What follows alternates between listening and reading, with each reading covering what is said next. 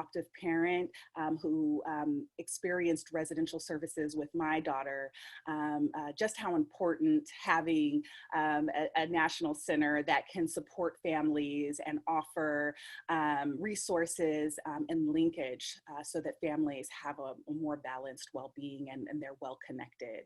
And so welcome, Allison. I want to start off with a question for you. And so in your work with agencies, you talk about a clinical orientation called the three-legged stool. Can you please share what this means and why it's important for residential programs who are serving adoption-built families? Yeah, thank you for having me. I do want to start with, I spent my first 10 years in residential centers. I actually kind of, what I say, cut my clinical teeth in residential. It's actually how I formed my clinical orientation, which is why this isn't a small issue. It's actually profoundly important for a therapeutic team, a residential program, because it isn't just the therapist, it really is how the agency, how the whole team thinks about the work that they're doing. Clinical orientation is like the ground you stand on. So I want you to imagine that the whole team has to stand on a solid foundation. And this foundation helps them to think about what is the challenge or how we understand the humans in front of us, whether that's the child or the parent, that we actually need our therapeutic teams, our helpers, to be standing on a really strong clinical foundation.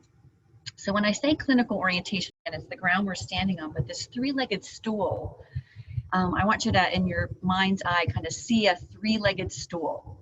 And what we know in a three-legged stool is if you take one leg away, the stool falls over. Like this three-legged stool, these areas are always interconnected. So we can't separate one from the other. So this three-legged stool, the first leg of that stool is this thing called attachment. And in this world of attachment, often we tend to think about attachment like love. And love is kind of like this, and attachment is as kind of far as you can get your hands to go. Attachment is much more complex and much more about how this child gets their needs met through the attachment caregiving system. And for children who've had disruptions in attachment, relational trauma, abuse, exposure to violence, mental illness, addiction, all of these things that they've experienced potentially through their attachment caregiving system. The second leg of the stool, which is trauma, and very specifically developmental trauma. So I want us to think all trauma is not created equal. This thing called developmental trauma or complex trauma is linked to this experience through their attachment caregiving system. And developmental trauma, what we've learned from the field of trauma, is that for children, 5 critical areas of their development have been impacted through developmental trauma. So think about their physiological development, how they regulate, how they manage this complex body, which is also connected to their brain and their nervous system. Many of our kids with developmental trauma are chronically in hyperarousal. They can't calm their body down from the inside out because these are often skills learned through this thing called attachment. So we can see the intersection between them. The other areas that are impacted in developmental trauma are emotional development, social development, cognitive development, and conscience development, empathy. So if you think about all of these critical areas, many of our children with complex developmental trauma have been impacted in all of these areas. So they're often showing developmental deficits. So we can have a 10-year-old or a 12-year-old that when they're triggered into a distressed trauma reactive state, developmentally look more and function more like they're 2 or 3. So we see developmental deficits that show up ongoingly. Because when children miss critical stages of development, those tasks and needs and competencies don't go anywhere. They still need to be accomplished. So we have to have a whole way of having our treatment teams, i.e. our clinical teams, be thinking about how they're understanding what the challenge is and then how to set up an attachment caregiving system, i.e. with our adoptive parents in particular, engaging them as the healing mechanism. Because I, as a therapist, can't heal your child. So when there's a rupture in the attachment caregiving system, and it can be from the parent and the child, that we're struggling to understand our child's needs and challenges, and they don't regulate, and they might be aggressive with us, or they might be in hyperarousal, and that these ruptures in attachment occur pretty consistently. So how our therapeutic teams, all our helpers, see who is the client, and in our world, in our clinical orientation, the client is the attachment caregiving system. Because we're empowering parents to be the healing mechanism of their child. How we help parents who are then coming to us because they have feelings of rejection, or I feel like a failure, or I don't know what my kid needs.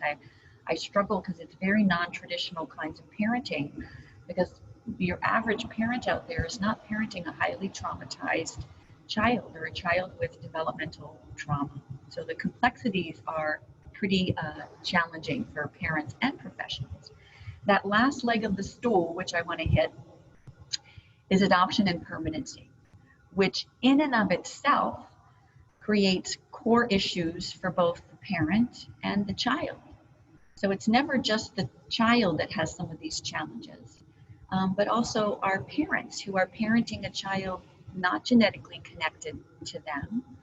And many of our parents come with the experience of infertility, which can create tons of traumatic losses for parents, and insecurities even around parenting. Like, am I supposed to be a parent? And did God want me to be a parent? All of these issues and challenges tend to show up and can intensify if the attachment relationship between parent and child is filled with more traumatic losses and even distress that the child might bring, and the parent might experience vicarious trauma.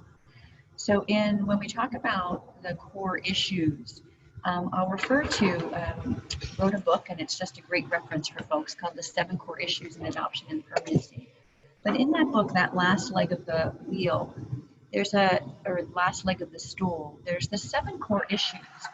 And loss is at the center of that. And I just want to spend a second on why this last leg of the stool in adoption and permanency is such a significant challenge at times, especially during adolescence.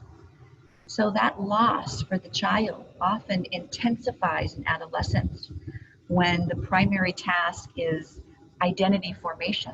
I have to figure out who I am. And if I don't know where I come from, and I've been disconnected to 2 familial trees, my maternal familial tree and my paternal familial tree, which includes a root structure, ancestry, heritage, race, culture, ethnicity, how do I figure out who I am? It's much more complex for our teens that are adopted. So it's more common for disruptions or ruptures in the attachment caregiving relationship to occur in adolescence.